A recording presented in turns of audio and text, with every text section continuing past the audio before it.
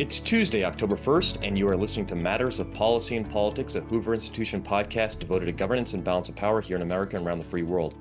I'm Jonathan Movroydis, Senior Product Manager at the Hoover Institution, and I'm sitting in the chair of Bill Whalen, the Virginia Hobbs Carpenter Distinguished Policy Fellow in Journalism, so that he can answer questions and provide commentary about California policy and politics in which he is well versed. Bill Whalen, in addition to being a Washington Post columnist, writes weekly for Hoover's California On Your Mind web channel. Whalen is joined today by Lee Ohanian, Hoover Institution Senior Fellow and Professor of Economics and Director of the Ettinger Family Program in Macroeconomic Research at the University of California, Los Angeles. Ohanian also writes weekly about the policy environment of the Golden State for California On Your Mind. Good day, gentlemen. Let's talk about the latest developments in policy and politics in the Golden State. Bill, in your upcoming California On Your Mind column this week, you talk about the end of California's bill signing session. You highlight in particular Governor Newsom's veto of Senate Bill 1047, formerly the Safe and Secure Innovation for Frontier Artificial Intelligence Models Act, which would have required a developer, before beginning to initially train a covered model, to comply with various requirements, including implementing a safety and security protocol. It would also have prohibited developers using the covered model for a purpose not exclusively related to training or evaluation, or making that covered model available for commercial or public use if there is a risk that could enable critical harm. Bill, this could have allowed Governor Newsom to score points with Hollywood screenwriters and the like who are threatened by the diffusion of AI in the economy. Further, Newsom could have been a pioneer in AI regulation nationwide. Why did you choose to veto this bill? Well, I'm going to defer to Lee in terms of artificial intelligence in California, how it plays in the economy, as I do want to hear his thoughts on that. But it was not a good bill in that there's an open question about its impact on the economy. And I think we need to take a step back for a second here and look at bill signing in general. It ended yesterday. The governor has all of September to sign bills. The day after, on the first day of October, it's kind of like drinking from the fire hydrant in terms of just all the stuff he's acted on that we're still looking at. And Lee and I have been kind of talking about that offline. If you look at the New York Times today, it would tell you that Newsom, quote, taxed to the center or taxed to the middle on what he did addressing these 990 plus bills. I think that's kind of a ridiculous assessment of what he did. He did shoot down some bills that were clearly just too much to the left. For example, he blocked a bill that would have offered free condoms in high schools, for example. I don't think he wants to be known as the guy who hands out free birth control in high schools, not his legacy he wants. But so getting back to the question of AI, this bill was interesting in that it pitted, as you mentioned, Silicon Valley against Hollywood, and that Silicon Valley is just absolutely concerned about how government's going to regulate this emerging artificial intelligence technology. Hollywood is deeply protective of its images, and so the two kind of clashed on this. And I would note that Newsom did look out for Hollywood and a couple other measures having to do with deepfakes, which earned him the wrath of Elon Musk, which we'll get into later. But here he sided with the tech bros. And this is a governor who's very comfortable in the tech community. You might remember a few years ago when he got married and Google saw fit to take its 767 and fly members of his wedding party up to Montana. And he was just the other day hanging out with Mark Benioff at Salesforce Dreamforce meeting in San Francisco. So given a chance, Newsom will kind of opt with tech, and he opted with the tech bros on this one, Lee. But maybe you should describe, Lee, just how artificial intelligence fits into California right now. Well, it's a fascinating and difficult issue for public policy because California, with Silicon Valley, is really the center of a lot of AI developments, including ChatGPT, Google's efforts into AI. And the challenge that this bill was trying to deal with is the potential misuse of AI. So the way I think about it, we all have been hacked at one time or another, possibly many times. And the bill was intended to try to put in some safeguards into the development of AI by those who develop those products. And in particular, the two of the main requirements were that those developing substantive AI would need to put in some type of fail-safe in case there was a catastrophic event, and then take, quote, reasonable precautions, unquote, that their products would not be obviously misused by bad actors. So there's on the one hand, I think the bill is very well intended because you talk to any cybersecurity person and they will tell you just how just how dangerous the world has become as we become more connected. On the other hand, you worry about stifling innovation, and you worry about bureaucrats interpreting terms that could be vague, such as make reasonable good faith efforts towards making sure the products aren't easily exploitable by bad actors. And interestingly, Bill, the CEOs of both Google and ChatGPT's AI efforts both supported the bill. There was a lot of pushback from others in tech, some for legitimate concerns, including how this is going to be interpreted and who would do the interpreting. And then also, interestingly, by Nancy Pelosi, who pushed back very, very hard, is very close to a lot of people in the tech world. And I believe is she Newsom's aunt? No. Okay, I thought she was connected with Newsom in some particular way. But Newsom sided with tech in this. I think with it going down, I think one thing becomes obvious, which is this does need to be dealt with, because artificial intelligence can have the potential to be very, very dangerous. No one who's in that world disputes that.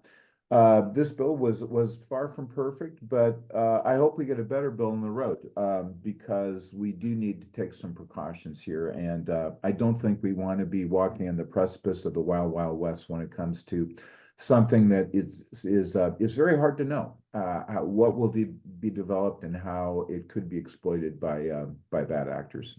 Yeah, you raise a good point here, Lee, that this issue is not going away. Newsom said he's going to convene experts to develop regulations to promote the safe development of AI. And so we'll see if he signs a bill next year. But if you look inside of SB 1047, it would have created this oversight enforcement done through what it called a, quote, frontier model division. This is the first time I've heard this phrase in government, but frontier model division, which would have been in the business of oversight and regulatory, and it would have been funded by fees and fines on developers. The agency would have established safety standards and advice on AI laws. Misrepresenting a model's capabilities, this agency could have landed a developer in jail for perjury. So now you're looking at the possibility of government intervention, litigation, tying up companies in court, and that's going to stifle innovation. But I think Lee Newsom was looking at one other thing. This is a goose that's laying a golden egg in California right now. If you just look at in terms of potential for public offerings, in terms of revenue coming into Sacramento. And so I think that somewhere in the back of his mind, he had to be thinking money coming into Sacramento, and doing a bill like this that could have, complicated the industry's life. Just not a good move at this time. 100%. This would have likely driven AI to other states, and it would have had a deleterious effect on the California economy, including tax dollars coming into Sacramento, coming from IPOs, which are fewer and far between than they were back in the heyday of Silicon Valley.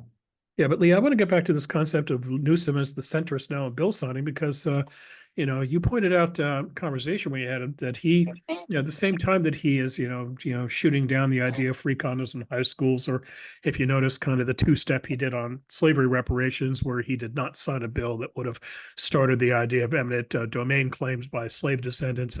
Instead, what he did was he signed a bill which offered an apology. That's his way of just getting around the financial side of this. This is a governor who nonetheless, Lee, signed a bill that bars local governments from enacting laws to require residents to show a valid form of ID in order to vote. So he's anti-voter ID. He also signed a law that requires certain insurance providers to cover the costs for infertility treatment and in vitro fertilization. That's not exactly the move of a centrist. And if you look at his signing statement on that, he is decidedly political, where he's going after Republicans. So that's not centrism, that's politics, and that's California politics. That's California politics. I'm not very surprised he signed the voter ID law, meaning that no California city or county can adopt a voter ID law that deviates from the state. This goes back a few months to Huntington Beach, which Right. is a city that always is at loggerheads with Newsom and State Attorney General Rob Bonta. And their position was, as a charter city, they have substantial independence in terms of how they manage elections. The law certainly seems to suggest that. Bonta filed a lawsuit against them, but just to make sure Huntington Beach didn't get their way, this bill came through. This bill came through and passed on party lines. And Bill, in terms of thinking about voter ID, and when you think about all the things one needs a photo ID for these days, and what Huntington Beach was going to do, and what any city or county would do if they were to implement such a law, would be simply valid photo ID. Is if you're going to live at all on the grid, one has a photo ID. Driving, boarding an airplane, applying for housing, any type of banking activity, opening a checking account, signing a check, cashing a check, applying for Social Security, Medicaid, other forms of public assistance. I mean, you name it, you need a photo ID. So if you don't have a photo ID, you're pretty much off the grid in its entirety. And I doubt you're probably going to be voting. So this is always, these arguments about photo ID have always puzzled me. Most countries in the world require photo ID, including some very poor countries. So, so that was, I think that was Gavin at his worst. A relatively small city was pushing him in a direction he didn't like, and so he took out the hammer to hit the fly. With respect to IVF treatment, this makes, I believe, California the first in the country that requires IVF treatments. It requires 3 cycles involved, when it's biologically complicated. I'm not a biologist, but what I do know is that these cycles in terms of egg harvesting can be around $15,000 per cycle. So when you look at the total cost of IVF treatment, it can exceed $50,000, $60,000, and the new law will require 3 cycles to be covered. And there's a lot, there's a number of interesting issues involved with this for a variety of reasons, ranging from what should insurance cover, to the fact that we're kind of running out of babies, as many other developed countries are. But on the other hand, it's expensive. It will drive up insurance costs in California. And what I worry about is whether health insurance in California will start to look a lot like property insurance in California, where we're seeing more and more insurers leaving the state or not covering a lot of properties. But what this means is get ready for insurance premiums to go up on health plans. Certainly, an employer-provided health plan is being administered by the largest insurers. Yeah, I didn't realize the property insurance issue was bad in California recently, till I was up in wine country last week in Sonoma giving a talk, and ran into several people there who had problems getting insurance on their houses. Couldn't get it simply because they live in a fire territory. But you mentioned Newsom was worst, Lee. I'd actually say Newsom was worst was his signing statement on the IVF bill. And here's what he said, quote, "California is a proud reproductive freedom state, and that includes increasing access to fertility services that help those who want to start a family." Okay, fine. But here's where he went too far. Quote, "As Republicans across the country continue to claw back rights and block access to IVF, all the while calling themselves the party of families, we are proud to help every Californian make their own choice about the family they want." That's so sanctimonious. And, you're the governor of California. You're not running for president. Just, stay out of national politics, please. Stay in your lane. Yeah, Bill, I saw that as well, and that was another head shaker. I mean, this is purely performative politics. Why flaunt this? There's no point. I mean, and who was really listening to Gavin these days on the national stage? But yeah, I thought that was sanctimonious and completely superfluous. Gentlemen, another bill that got vetoed by the governor was Assembly Bill 2903, authored by Josh Hoover, who represents the Sacramento suburbs. This would create a California Interagency Council on Homelessness to identify mainstream resources, benefits, and services that can be accessed to prevent and end homelessness in California by creating partnerships between federal, state, and local and nonprofit entities. It would also require a state agency or department that administers homelessness programs to report annually to the council cost and economic data for their efforts, and then make that data public. Lee, you note in a recent article for California Undermined that despite $24 billion spent over the last 5 years on combating homelessness still rose about 23%. You say, quote, "With little or no accountability over spending, and by expecting taxpayers to be responsible for housing all who are homeless, There is no way I see California ever succeeding in dealing with this issue, unquote. Lee, if this bill were enacted, would this have been a proper approach in ensuring government accountability on homelessness spending? It certainly would have moved the needle in the right direction by reporting cost data and by reporting outcome data. And these data were remarkably absent from what the state is currently reporting based on a state auditor's assessment of homelessness. And I was surprised Newsom vetoed this because it certainly gives Fox News and those who don't like Newsom just enormous ammunition. Not only because of the veto specifically, but because it comes on the heels of just a devastatingly negative report by the state auditor, and a headline that's been in virtually every mainstream media source, including the New York Times, including the LA Times, certainly every local source, which is that we've spent $24 billion on homelessness since Newsom has been governor. And homelessness has risen by 35,000 people, nearly 25%. Homelessness is just going in the wrong direction. It's hard to fathom how you could spend $24 billion and have the problem get so much worse. Put differently, you could have given every one of the homeless when Newsom took office in 2019, every one of them $160,000. That's an awful lot of money not to be homeless. Homelessness has increased from about 150,000 when Newsom took office to 186,000 today. So you just throw up your hands, you just say, how is this even possible? I mean, how could this happen? So the state auditor came in, they looked at the various programs and said, we can't even find a lot of programs that have any kind of cost accounting data. I mean, we spent $24 billion over 5 years, and evidently the standard principles of accounting weren't followed. So after the scathing auditor's report, Josh Hoover, and Bill, I'd love to hear what you think about this.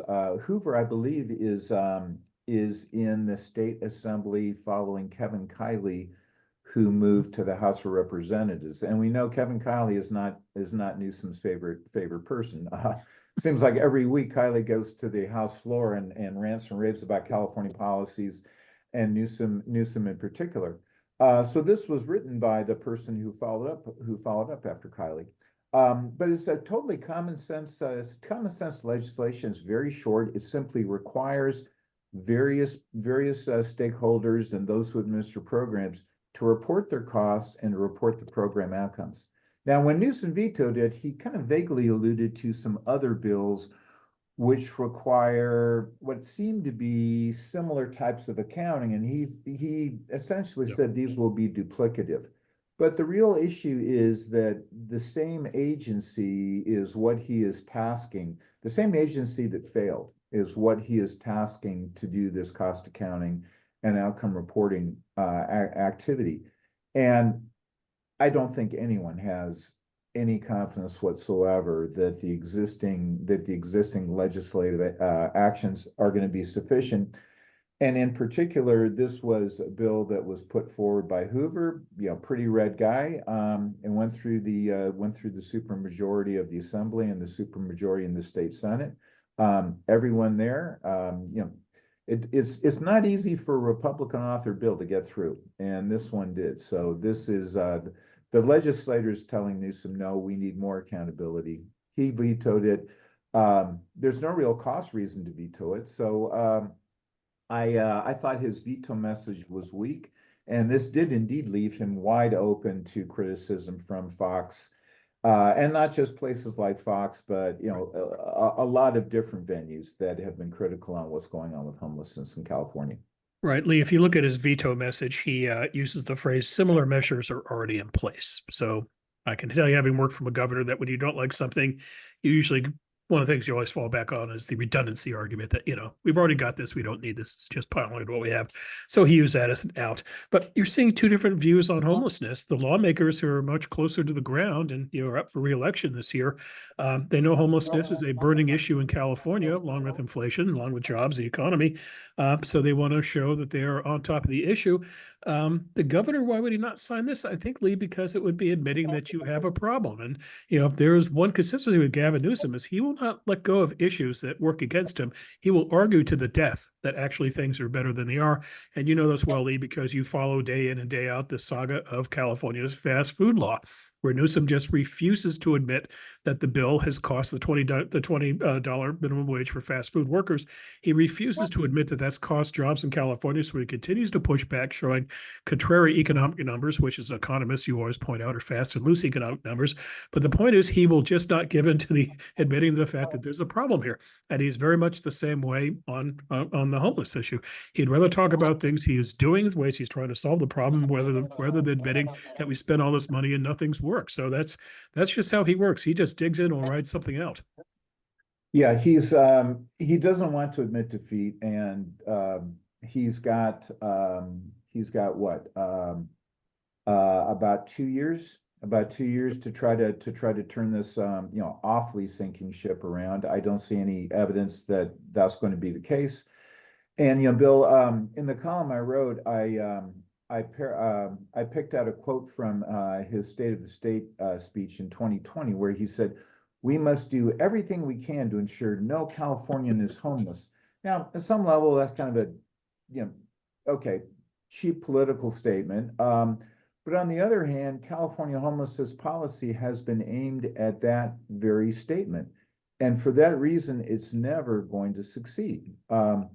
Because we simply cannot house every single Californian who is homeless and who will become homeless. And the real problem that we've seen over the last 5 years is that a lot more people are becoming homeless. There's a variety of reasons why they are, right. Some of which are disabilities, which in my opinion, the social safety net should cover.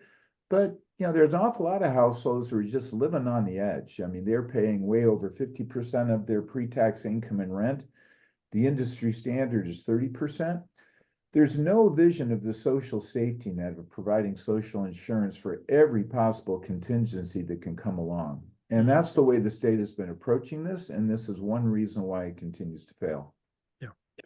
The California Senate has enacted a constitutional reform of its recall processes, and this was spearheaded by Josh Newman of Fullerton, which would effectively end opponents of state officers to put an alternative candidate on the ballot. So instead of 2 questions on the ballot, for example, yes on recall, check to Arnold Schwarzenegger back in the 2003 recall election, California will just be limited to the recall question. And if the recall is successful, the official will be replaced by another state officer in the line of succession. Bill, what would be the impact of this reform? Does this effectively chill Republicans' even long shot hopes of at least in the immediate term electing a candidate to statewide office? Yeah, I view this, Jonathan Lee, as just a good example of tightening the noose on the Republican existence in California in this regard. You mentioned Arnold running in the recall in 2003. Ray Davis, the incumbent governor, probably survives the recall under this new system proposed by Newman, Senate Constitutional Amendment 1, because absent Arnold being the choice as an alternative, he is not running in that recall election. He's not involved in that recall election. And I think the recall would have fizzled out as a result because he would not have Arnold making it the splash that it was. Now, Newman, we should note, this is very personal. He was recalled as a state senator over a tax increase. The voters recalled him on that issue. So he has been burned by the process as well. But, if you just take Republicans out of that question, number 2, and just create a system where if a Democratic governor is recalled, the lieutenant governor, who's likely a Democrat, takes his place, you're not going to get a Republican in office on the shortcut as well. And it just takes kind of the whole fizzle out of it. By the way, there's another recall with Newsom that's kind of circulating right now, or percolating, I should say. We'll see where it goes anywhere. But I liken this to what Democrats did back in 2010 with another ballot measure called Proposition 25. This was done in the 2010 election under the guise of better budgeting in California. The idea being that if lawmakers did not pass a budget by its constitutional deadline, they would get docked pay. But what they quietly did in the initiative was they changed the rules for how you do a budget in California. Instead of a 2/3 vote in both chambers, they changed it to a supermajority, as Republicans were a minority there and now a superminority now.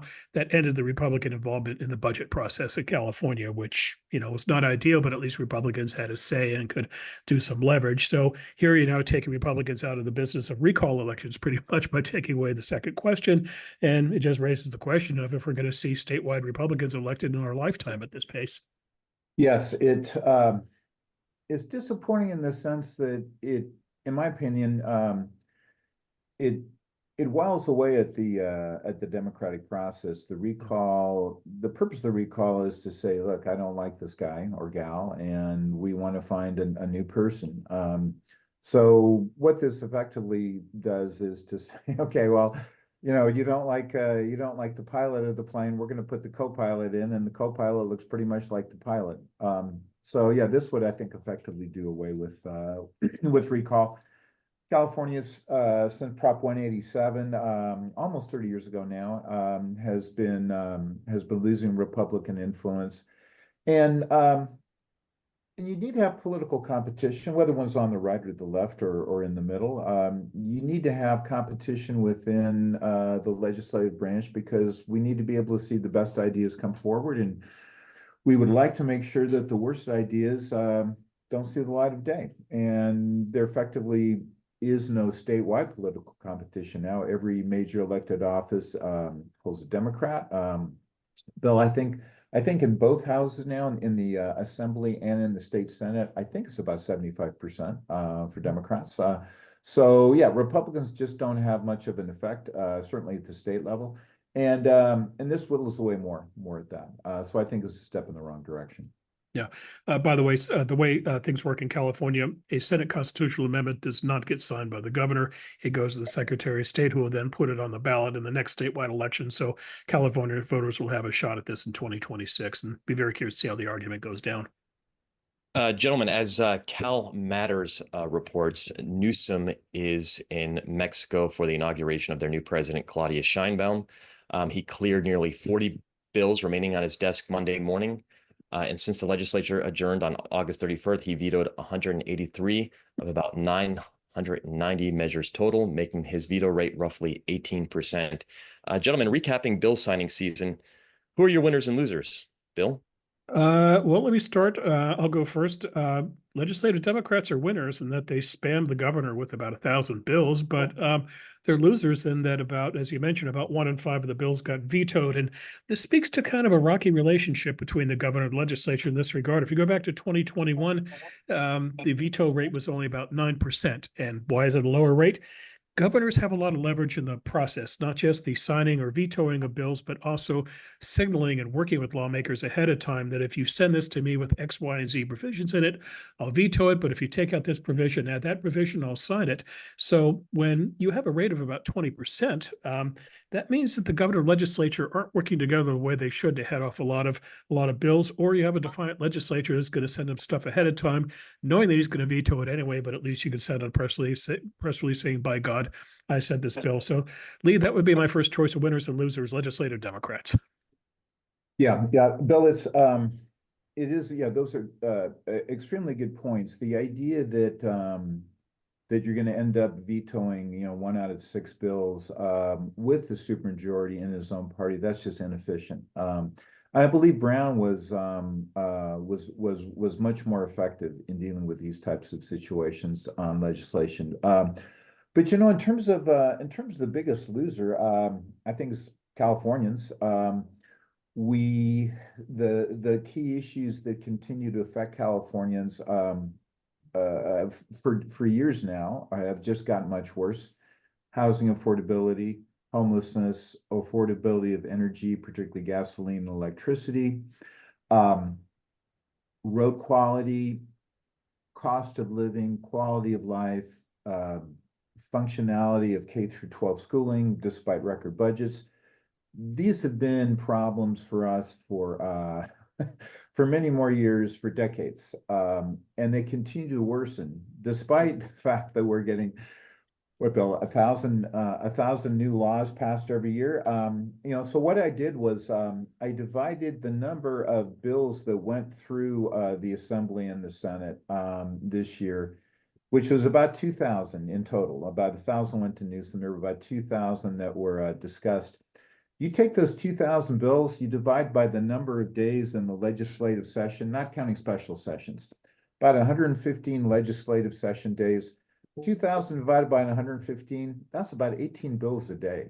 How can you ever discuss, interpret, analyze, assess, evaluate 18 bills a day, some of which are about very complex issues, such as regulating AI. So the real losers are Californians. And if there's one data point I can really highlight, the median value of a California home now is $900,000. Mhm. And the median home value anywhere near the coast is much higher than that. Certainly in Silicon Valley, San Francisco, LA, San Diego, is closer to probably 1.3 to 1.7. That affordability has continued to drop despite the fact that we've had way over 100 new bills signed by the governor, since he took office. So, this is like the record on homelessness. We just spend more money, homelessness gets worse. We pass more laws about housing affordability.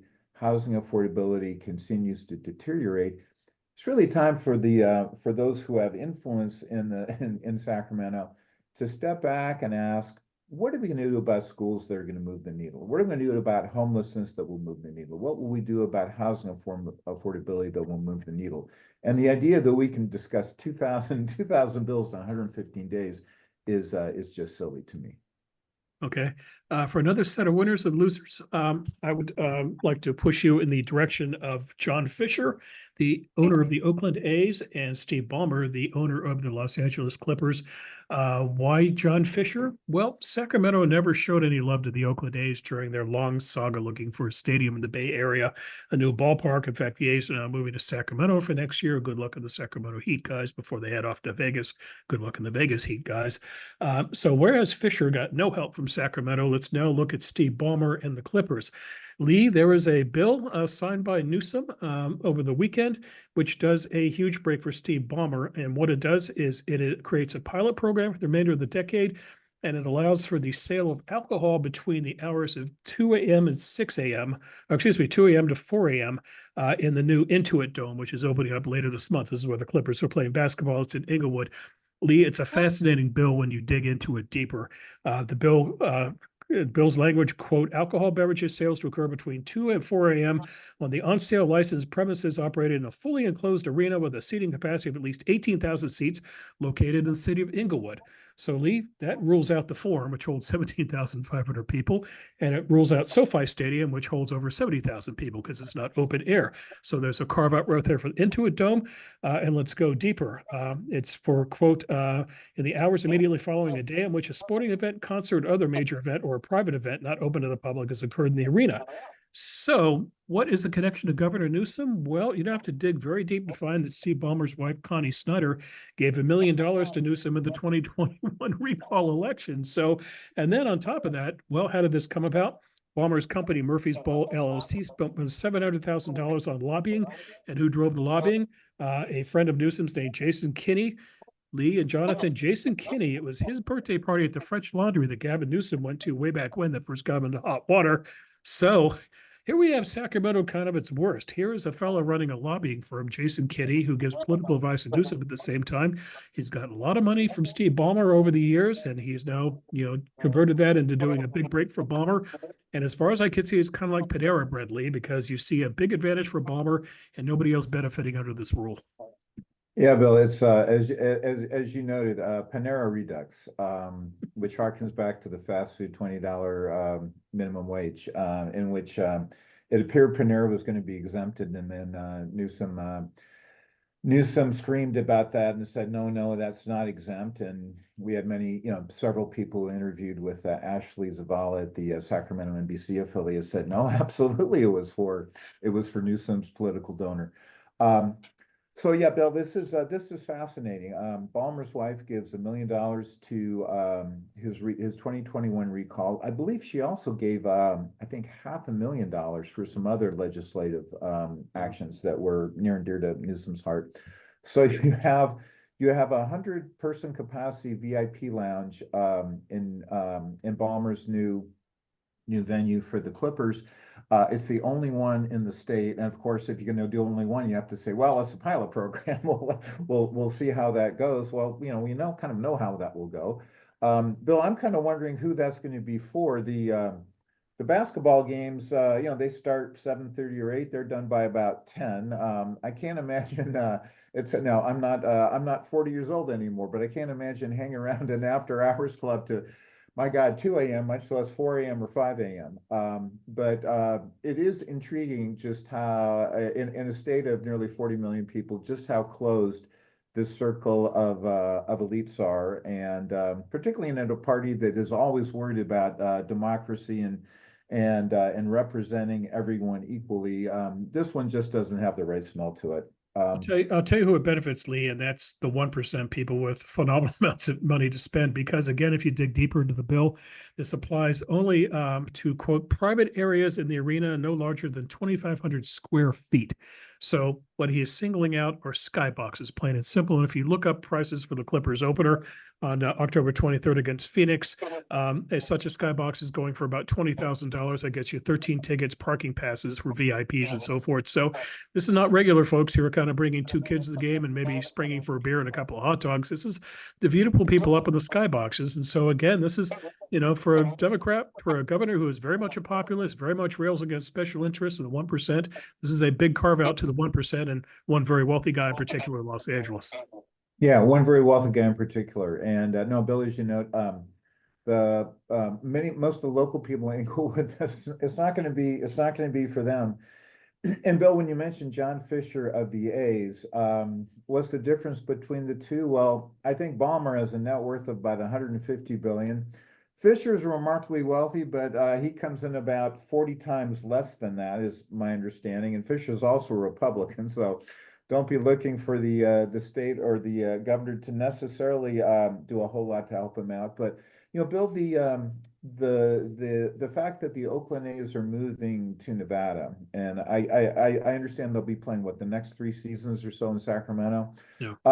That's a case where strong, sensible political leadership was really required from Sacramento, because Fisher and his partner bought the A's, I believe, about 20 years ago. Mm-hmm. Ever since they purchased it, they've been trying to find a new venue, because anyone who's been to the Oakland Coliseum knows that it's simply abjectly uncompetitive from the standpoint of a modern sports stadium. Fisher has proposed a number of different sites within Oakland. One of them, before Fisher ever owned the team, one of them was shot down by Jerry Brown when he was Oakland mayor. I believe a total of 13 different proposals have been in place in the last 25 years for the A's. Nothing has ever worked. Oakland is a relatively dysfunctional city. This is a case where the governor and the state legislature really could have made a big difference. In 2018, I believe the A's advanced a proposal on the waterfront. 5 years later, Major League Baseball was getting very, very itchy, saying you're not making fast enough progress. The city was not getting permits and approval fast enough, and that's what led them to move to Vegas. This, I think, in principle, could have been entirely avoided. And this really falls on the footsteps of Sacramento. It's a sad. I remember going to see A's games as a kid in the 70s, back when Charlie Finley owned the team and Reggie Jackson played, and Vida Blue is a Cy Young Award winner then. It didn't have to happen, but they're gone, and it's a huge loss for Oakland, which is a city that is just snake bit, and perhaps has the worst governance in the state for any large city. Yeah. So when this new arena in LA opens, like the stadium, it will be spectacular. It is a credit to Steve Ballmer putting money behind his team, whereas Mr. Fisher does not. But also a testament to having friends in high places, Lee and Jonathan, because this arena got built in about 4 years, and it got built in, quote, only 4 years, because they went to the legislature, and the legislature granted CEQA streamlining to speed up construction. So again, it pays to have friends in high places, especially friends you can pay. Yes. Newsom has railed against CEQA as being the enemy of affordable housing. CEQA obviously applies to all sorts of development, including the Intuit Stadium. And the state legislature can grant exemptions. And they did for the Sacramento Kings new stadium, and that was a few years ago. And then they did it for Ballmer. So again, with the idea being that California is progressive, it's populist, it represents the small family just as much as the billionaire. Another data point that shows this is just business as usual.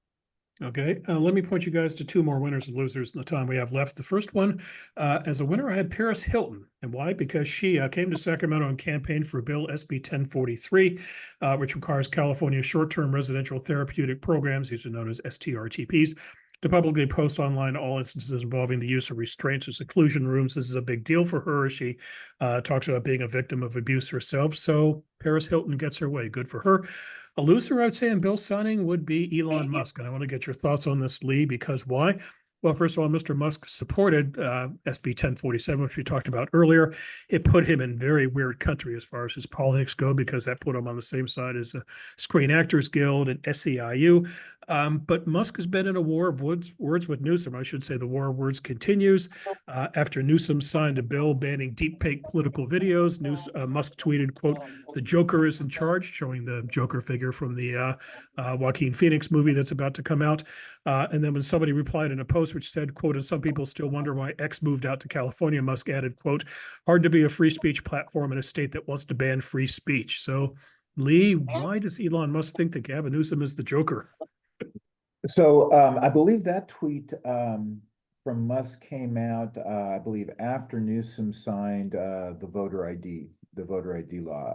Yes. He has been in a war with Newsom, in a war, with quote marks on it, on X for quite some time. And the issue that Newsom signed a bill preventing fake generated AIs of political candidates. This particularly was relating to Kamala Harris, and some ads that were put up, I'm assuming by the Trump campaign, and they were very, they were realistic looking. It looks like Kamala is saying a lot of things that make her look not particularly attractive as a candidate.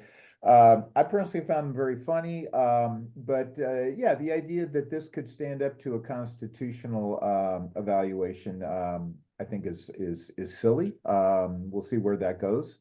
And again, if you dig deeper with this and go back in time, Musk was in California for a number of years, starting Tesla, and he had there's a very chaotic exit of his, in which he took an awful lot of tax credits from California. Newsom always thought he would be here. He always thought Tesla would be headquartered here. They still have their plant here in Fremont, but Musk wanted to restart his Tesla plant in 2021 when every other auto plant in the country was open, and California wouldn't permit it. And so he just went ahead and flouted the law, and he restarted. And he said, "You know what? Go ahead. Come down and arrest me. Don't arrest my workers. Come down and arrest me." And in this game of chicken, Musk won. He was not pursued for any kind of criminal charges. And it really highlighted just the silliness of how long California kept a lot of businesses closed. And it also highlighted the economic pain a lot of Californians suffered during this period, and the pain that California school children suffered being kept out of school. So in a partnership that I think was somewhat close between the two men, it's dissolved now to silliness. And again, we go back to the idea of what California loses. Losing Elon Musk, not a good thing. Losing Tesla headquarters, not a good thing. And again, something that could have been prevented, in my opinion.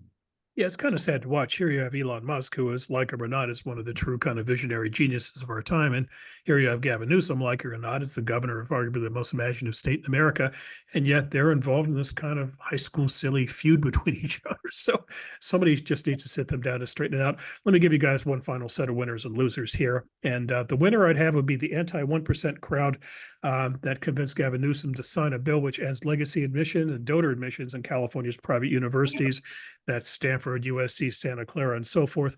By the way, I should note, while the Hoover Institution is on the campus of Stanford University, we are not officially a part of Stanford University. So this does not apply to Hoover, if you will. As for losers, probably the Newsom's family's alma maters, which would be Santa Clara for him and Stanford for her, and maybe the Newsom kids one day, especially if their kids apply to Santa Clara or Stanford, where the first partner went. Maybe their kids don't get in without the legacy benefit. But Lee, your UCLA where you teach does not have legacy admissions as a policy, but now he's going after Stanford and USC. Do you like this idea or not? Well, I don't think it'll make an awful lot of difference. It's the rock being thrown into the pond just isn't an awfully big rock. My understanding is there's not enough legacies to make an enormous amount of difference in terms of whether a remarkably talented kid is not getting into Stanford or USC, and these are the primary, the largest state universities private universities in the state that would be impacted by this. So the issue is whether there's a remarkably talented kid that's not getting in because a mediocre kid of a former graduate is getting in, one presumably who gave a lot of money to the university. Private universities have always operated this way. And the track record of private universities, particularly high-performing private universities like Stanford, Harvard, Yale, Princeton, Penn, and so forth, put forward an amazing group of undergraduates. So I don't know really how much of a difference Bill, it will make. They do take federal money, so I suspect that this may have happened over time if it hadn't happened in California.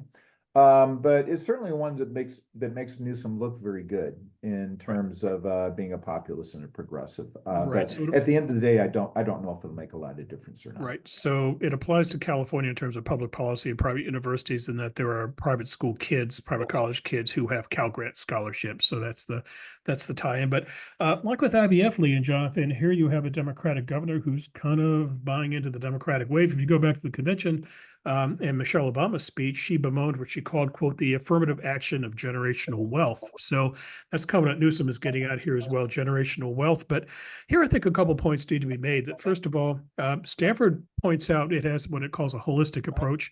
And what it points out is that legacy applicants, which it defines as children of Stanford grads at either graduate or undergraduate level, donors do not benefit from this. And what Stanford will say is that every kid, even if they're a legacy, they still qualify academically to go to Stanford. So this is not what Tip O'Neill famously said about the Republican Party, where he called it the quote, idiot sons of millionaires. You're not idiot sons and daughters of millionaires who are not getting into Stanford just because they're wealthier legacies, if you will. But my question would be the slippery slope that this now creates inside these schools. So a school like Stanford is very fond of letting in athletes, not scholarship athletes, but kids who are good at synchronized swimming and sailing and sports that don't have scholarships but allow Stanford to rack up titles, and they're showing all around kind of Olympic programs. So are you now going to have to go after the athletic preference, if you will? What about letter writing in the process as well? Gavin Newsom gets into Santa Clara. He has bad academic record because of his dyslexia. He only gets into Santa Clara because Jerry Brown writes him a letter, and so does a member of the board of trustees of Santa Clara. So we take out the letter writing as well. So I think I'm very curious to see kind of really how it's carried out and how it's enforced. And also, if you're Stanford and you don't have a box of checks saying it for legacy, well, Lee Ohanian's son is just going to just quote out in his essay, I come from from 4 generations of Stanford people. He's going to put it out there. Well, yes. So there's as I say, I don't know how much difference this will make other than just looking like good looking wallpaper. And it is a slippery slope in terms of trying to have the state tell private organizations, how they're going to run, how they're going to run their businesses. And Bill, you make a great point about athletics outside of revenue athletics, which are essentially basketball and football. Right. There are a lot of I don't want to call them niche sports, but we can call them niche sports. Niche sports in terms of spectator interest. So water polo, etc., where Stanford has an awful lot of national titles, as does UCLA. And a few years ago, USC got in trouble because one person fairly high up in the athletics department was receiving kickbacks to admit kids from families who had an awful lot of money. Yes. And saying the kids were playing windless water polo when they actually weren't playing windless water polo. This I think was 2 or 3 years ago, and it was a substantial scandal for the university. A number of people in the athletics department lost their jobs over that. But yeah, it just goes to show universities are complicated places. It's difficult to kind of get them to try to do what you as the state policymaker wants them to do. So yeah, I really don't know if this is going to make much of a difference in any case. One final note that we can close out. I wish the governor had taken a closer look at how Stanford and other elite private universities operate in this regard. Yes, there is a high percentage of legacy admits. I think the overall admission of Stanford's about 4%, but about 13% of the incoming class is legacies of about 1 in 7 kids. So clearly it's a benefit. But if you look at how the schools financially operate, Stanford, Ivy League schools like Harvard and Yale have enormous endowments, tens of billions of dollars. What do they take with that endowment? They use part of that endowment to allow a lot of kids to go to those schools for free. And if you look at the admissions press releases these schools put out, what's the first thing they always brag about?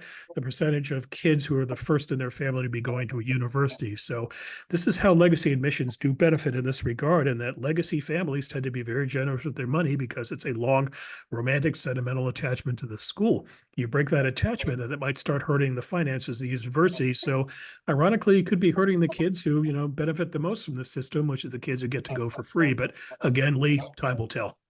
Yeah, no, exactly right. I believe at Harvard, I think almost none of the undergrads actually pay any tuition. Yep. I mean, there's a rack rate, and I suspect that some of the legacy kids perhaps paid that rack rate either explicitly or implicitly, but these universities do have such a large endowment now that they can fund essentially their undergraduate programs, students, without charging much of any tuition. So, and that's a consequence of a lot of these legacy families who have indeed made very generous donations.